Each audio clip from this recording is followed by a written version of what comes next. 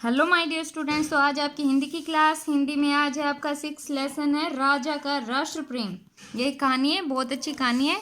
इसमें एक राजा होता है। ये देखो, एक राजा है, इसके 3 पुत्र होते हैं। तीनों पुत्रों में से एक भी इसका पुत्र राजा बनाने के योग्य नहीं था। लेकिन यह राजा अपने राष्ट्र से बहुत प्यार करता था, बहुत प्रेम करता था।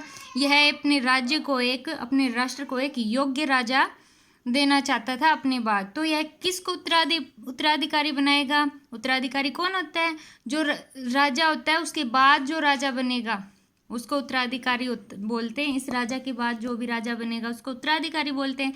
तो ये राजा किसको राजा बनाएगा, ये अब इसमें देखेंगे। बिल्कुल इंटरेस्टिंग वे से ध्यान से सुनना। राजा महिपाल बड़ा ईमानदार और प्रजापालक राजा था। तो राजा का नाम क्या हुआ बच्चों?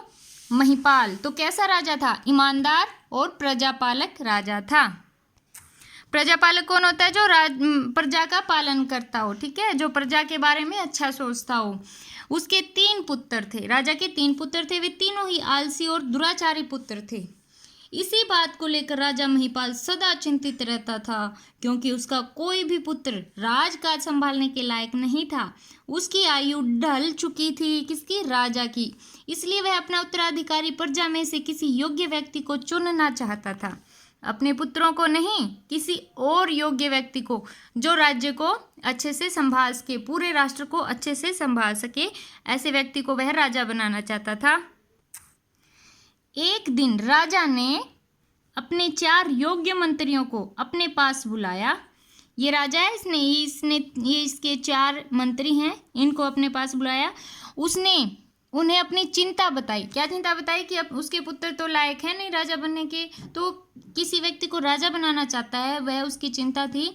और साथ ही साथ उन चारों को कोई योग्य व्यक्ति ढूंढ लाने को कहा। इसने कहा कि मैं एक योग्य व्यक्ति को राजा बनाना चाहता हूँ, मेरे पुत्र इस लायक है नहीं, इसलिए तुमने मेरी हेल्प करनी पड़ेगी, मेरी सहायता करनी पड़ेगी। तुमने कोई ऐसा योग्य व्यक्ति ढूंढ के लाना है जिसको मैं राजा बना सकूँ। इसने अपने 4 मंत्रियों को कहा। ओके, उसके बाद है, कुछ दिनों के पश्चात एक मंत्री एक पुजारी को अपने साथ लाया। उसने पुजारी को राजा के सामने दरबार में उपस्थित करते हुए कहा, महाराज, यह व्यक्ति जाति से ब्राह्मण है तथा प्रतिदिन सुबह शाम मंदिर में जाकर भगवान की स्तुति करता है, यानी भगवान की प्रार्थना करता है। यह राज्य का उत्तराधिकारी हो सकता है। राजा ने उस मंत्री की बात पर कोई ध्यान ही नहीं दिया और पुजारी को वहां से चले जाने की आज्ञा दे दी। ठीक है बच्चों, तो पहला मंत्री किसे लेके आया? पुजारी को। अब दूसरा मंत्री किसे लेके आता है? अगले दिन दूसरा मंत्री एक पहलवान को राजा के सामने लेकर आया। दूसरा मंत्री किसे लेकर आया? पहलवान को। उसने कहा महाराज को, महाराज, यह व्यक्ति बहुत ताकतवर है, इसलिए इसे राजा बनने का अवसर दीजिए। राजा ने उस पहलवान से पूछा कि तुमने यह ताकत क्यों हासिल की है?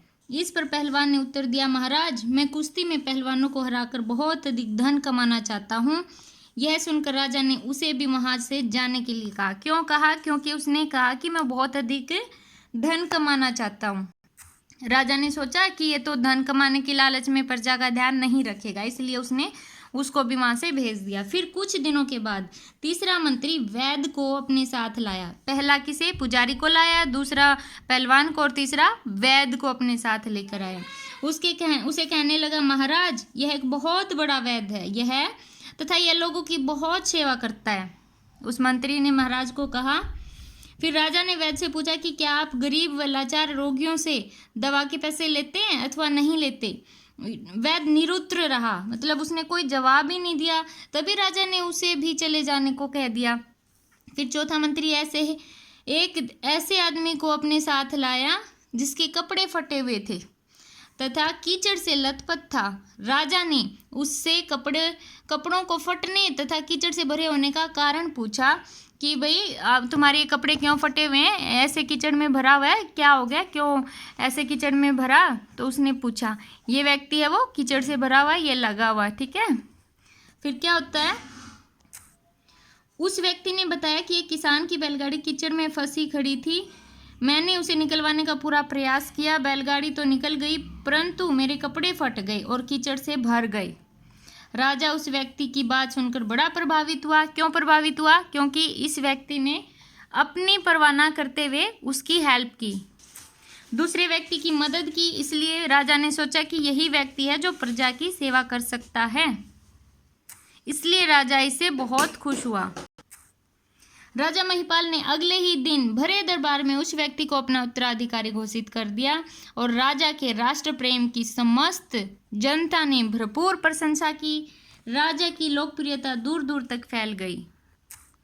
क्यों उसकी लोकप्रियता दूर दूर तक फैली? क्योंकि इसने किसी भी चीज का लालच न करते हुए एक योग्य व्यक्ति को राजा बनाना चाहता था, चाहे वो कोई भी हो। बस व्यक्ति ऐसा होना चाहिए जो प्रजा की अच्छे से देखभाल कर सके, जिसके मन में कोई लालच ना हो।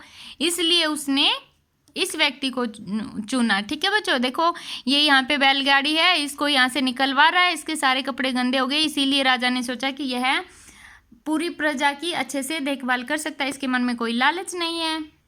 राजा पहलवान, जो दूसरा मंत्री किसे लेकर आया था? पहलवान को राजा बना सकता था, उत्तराधिकारी बना सकता था, लेकिन क्यों नहीं बनाया? उसने धन कमाने का लालच दिखा दिया कि मैं धन कमाना चाहता हूँ दूसरे पहलवानों को हराकर, इसलिए उसके मन में लालच था, इसलिए उसने उसको राजा नहीं बनाया। तीसरा व्यक्ति जो वैद्य था उसको भी राजा बना सकता था, यानी उत्तराधिकारी बना सकता था, लेकिन उसको इसलिए नहीं बनाया क्योंकि वह रोगियों से लाचार। राजा ने पूछा कि क्या लाचार रोगियों से दवा के पैसे लेते हो? अगर वह मना कर देता है, अगर वह नहीं लेता उनसे, तो राजा उसे भी राजा बना देता, लेकिन उसके मन में भी लालच था, उसने उनकी हेल्प नहीं की।